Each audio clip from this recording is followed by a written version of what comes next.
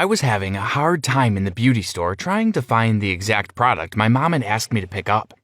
There were so many items of so many different brands, I got confused. I should probably call her, I thought, so I took out my phone and dialed her number. I walked back and forth while the number was dialing. She picked up and I got the name of the product.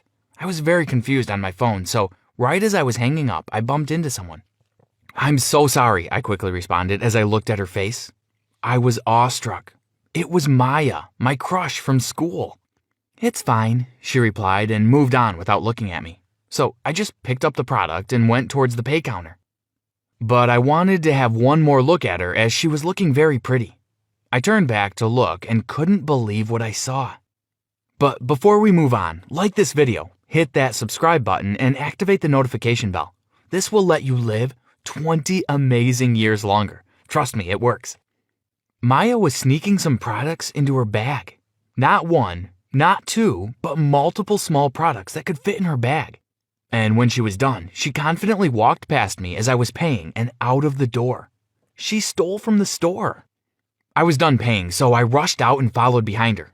She was walking very fast, so I was only able to catch up with her in the parking lot. "I saw what you did in there," I said.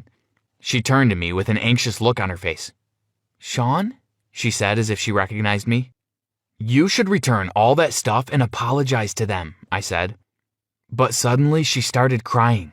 I felt a little bad for her, but couldn't come up with anything to say. "I can't tell anyone because I don't want to go to jail. I'm not a criminal, I just have a condition," she added. "Either you tell them or I will. We have to do the right thing here," I replied. She paused for a while and gave me a strange look. Then she said, "Sean, I know you have a crush on me, and if you remain quiet about this, I would go on a date with you." I was surprised. I had never expected that the girl I always had a crush on would want to go out with me, no matter what the condition was. I was not letting that chance go by, so I agreed and we headed our separate ways. For a few days, we texted back and forth to plan for our date. We agreed on having a beach picnic as it would be good for getting to know each other more and talk. Soon enough, the day of the date also arrived, so I went to pick her up in front of her apartment and we headed to the beach. We stopped at a gas station. We thought we should get some chips, so we went inside the store. I was picking some chips when I saw Maya stealing some stuff again. It was a bit awkward for me, but I chose to ignore it. She walked right past the counter like before, and no one even noticed. Then I went on and paid for the chips, headed out, and we started driving for the beach. When we arrived, we sat on the sand and started talking. "It's such a nice view," she mentioned. "Yes, it is," I replied. We ate our food while enjoying the view. I was enjoying looking at her as well. She was looking extra pretty in the evening sun. After talking for hours, we decided to head back as it was getting late. I went to drop her off at her apartment, and she gave me a soft kiss on my cheek before getting out of the car. "Good night," she said, and I replied with a good night too, and then I drove towards my home. A few days later, Maya and I decided to get dinner at a fancy restaurant. I thought since it was a fancy restaurant, she might feel odd to try to steal anything. But boy, I was wrong. We arrived around 5 in the evening for our reservation. Maya was dressed in an amazing red dress accessorized with a purse. Man, was she looking hotter than an oven. Our reservation was already set up, so we went right in and ordered some drinks and food. We chatted for a while before our food arrived. After we were done eating, I noticed that Maya was sneaking the cutleries into her purse. I wish I could unsee that because I felt horribly embarrassed and couldn't wait to get out of there. So I called for the bill and the waiter came with the bill to pick up the plates. He must have noticed that some of the things were missing, but out of courtesy to customers, he didn't say anything. I immediately paid up and Maya and I got up to go. She went out first. I walked behind her, but from the corner of my eye, I saw the same waiter making his way towards me. I got so anxious and walked faster, but he caught up with me while Maya was already out. "Sir," he said, but I pretended not to have heard and kept on walking. "Sir, please take your change," he said again, and I could finally breathe a little when he said that. "Oh, I am sorry, you can keep it," I replied and hurried out and got in the car. On my way, I made up my mind that I would not ignore it this time. I had to talk to her. She needed to stop doing that. "Maya, You need to stop stealing. You have no idea how embarrassed I felt in there, I said, trying not to sound harsh. I am sorry. It's a compulsion. I can't help it, she replied. I know. You need to see a doctor then, a psychologist. It will help you, I said, trying to comfort her. She agreed. Okay, I'll look for some doctors and see who's the best, and immediately set up an appointment, she said, and leaned in to kiss me. I was a little relieved hearing that, so I leaned in as well and kissed her. Then, I dropped her to her apartment and drove back to mine. During the week, I texted her a few times to check if she had gotten an appointment. Hey, did you get an appointment yet? I wrote. But she never got one. She would always text back with some excuse, like, no, none of the doctors I contacted were taking new patients. I knew she was lying. I couldn't understand why she was not willing to see a doctor if she had a condition that could send her to jail one day. But I just let it go because I assumed maybe she was embarrassed to talk about it. The next time we were supposed to go out, I felt uncomfortable. I didn't want to be embarrassed yet again, so I thought I should call her to my apartment instead and just watch a movie. Let's meet at my apartment for a movie, I texted. Okay, on my way, she replied. She arrived and we sat down to watch a horror movie. I had prepared some popcorn and snacks beforehand, so we ate our popcorn while enjoying the movie. As soon as the movie was over, it was time for her to leave, so she left while I just hung out in my apartment for a while.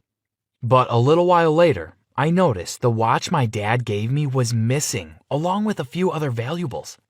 I was furious. I instantly grabbed my car keys and stormed out of my apartment. I got into my car and drove to her apartment. When I reached there, I saw that all my things were there along with other random stuff she had been stealing. How dare you, I said in an angry tone as I went up and grabbed my things. I swear I was going to give them back, she replied and started sobbing. Enough crying, Maya. I am tired of your shit. If you want to continue dating, you should look to improve yourself and see a doctor. Otherwise, we are done, I shouted and stormed off without giving her a chance to say anything. A few days later, I got a text from Maya. I got an appointment, it read. Great, I replied. I was feeling bad for shouting at her, so I texted, I'm sorry for shouting at you, as well, and she replied with a smiling emotion. Then I decided to give her another chance and invited her for lunch. We went out to get some pasta at a restaurant. It was great, and we talked a lot. She didn't steal anything this time. It was the only normal date we had without her stealing, and without me having to feel embarrassed about that. But after we were done eating, she told me something that totally ruined the date and my mood. Sean, I lied to you. I never fixed an appointment with the doctor, she said. I was so disappointed. I put up with everything and even gave her a second chance, but she just lied to me. I knew I had to teach her a lesson, otherwise she would never look to improve her condition. I didn't say a word for the rest of the time we were together, and we went our separate ways. Instantly, as I reached my apartment, I started contemplating ways to make her feel embarrassed for her actions so that she can realize what it feels like. As I was thinking, my eyes went to the invitation tickets a friend who worked in a museum had sent. It was an invitation for the jewelry showcase night they were having. Perfect, I thought. I knew exactly what I was going to do. So I invited her to be my date for the night, and she agreed, and even was excited about it. I went to pick her up on the day of the showcase, and we reached the museum just in time. It was so beautiful inside there. There was hundreds of precious jewelry pieces in there, and at one corner of the museum, they were even letting the ladies try on some of them. It was a highly secure place with security personnel everywhere. Maya's eyes lit up seeing all those valuable and shiny pieces of jewelry. She immediately left me and went on to roam by herself. A couple of moments later, there was a sudden announcement. A very valuable jewelry piece is missing, so we're going on immediate lockdown. Please stay patient. Then, all the windows and doors started to shut. I had seen it coming, and I knew exactly who took the piece. Honestly, that was what I had expected to happen in the first place. The security personnel started to line up people to check each and every person. But I knew all of them were innocent, so they shouldn't have to go through the embarrassment of being suspected of being a thief. I had to do something. So I went up to a guard and told him that I saw Maya picking up the jewelry, and I even showed them a photo of her. Yes, I pulled a 6'9" and ratted her out, but that was necessary. However, Maya was nowhere to be seen. She was not in the queue or anywhere around the museum. Had she left before the lockdown? I felt stupid, but the guard did take me seriously and asked the female guards to sweep around each and every corner of the place. After a while, the guards came out from the ladies' room and they had Maya with them in cuffs. She had that jewelry as I had assumed. She was so embarrassed that she wasn't even looking up at anyone. They took her out and handed her to the police. I never contacted her ever again, neither did she. I could only hope that she changed her behavior after that event. Thanks for watching. So what do you think? Did I do right ratting her out? Have you ever had to date or deal with someone like that? What would you have done? Let us know in the comments. Don't forget to subscribe and check out other videos on the channel.